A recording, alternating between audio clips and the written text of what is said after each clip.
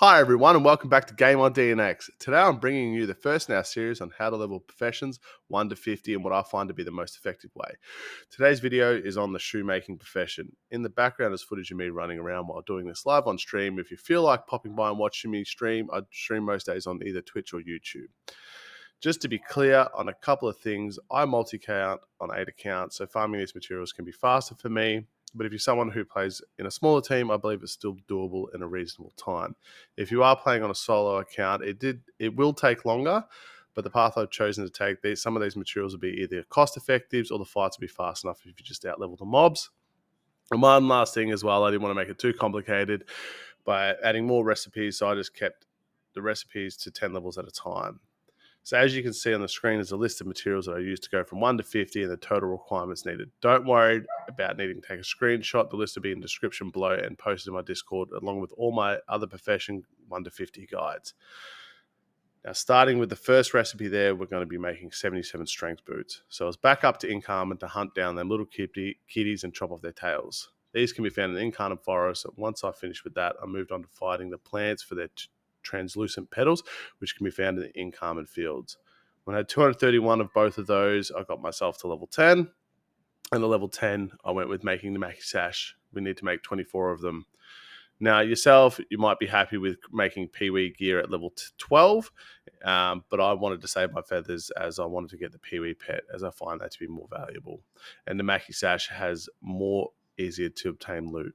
So it's back to chopping off kitty tails and also getting some Gloot Skin from the Gloot monsters in the Incarnate Lake.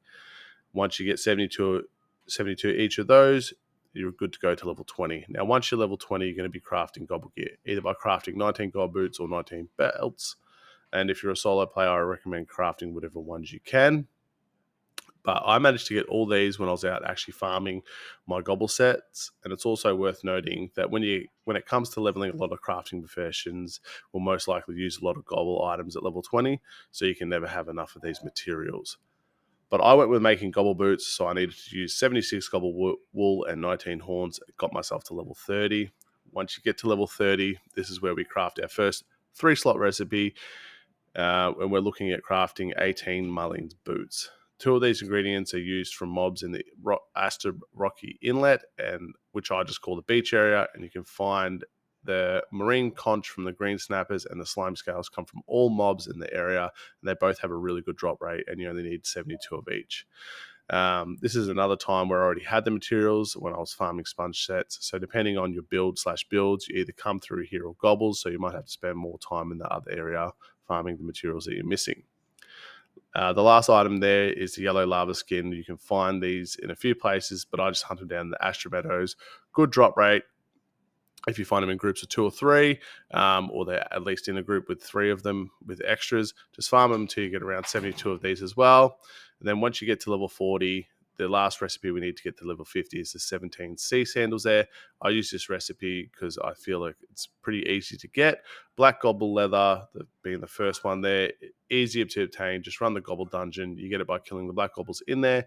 And then you also complete an achievement, which will give you 10. Now, if you are solo, you're probably going to need to run the dungeon twice to get all these. But if you're in a duo or anything larger, you should get this in a single run. Then it's on to getting some 12-finger ears. You need 68 of those and then 102 of the Sherpere Gloves. These drop from creatures in the Aster Mines. They also a good drop rate between 50 to 60%, so expect a few per fight. Now, if you followed all this, congratulations, you are level 50. And then make sure you're visible in the book so people can message you to craft some items. It's good for XP, and you might already have some stuff that you want to craft as well. So I got level 50, and then I crafted blop gears for all my 8 characters, which was boots and belts, which gave me a good amount of levels as well. Good luck with the grind. Let me know how you went below. And that's really everything I have for you today. I hope you enjoyed it, and please don't forget to like and subscribe, and I'll catch you next time.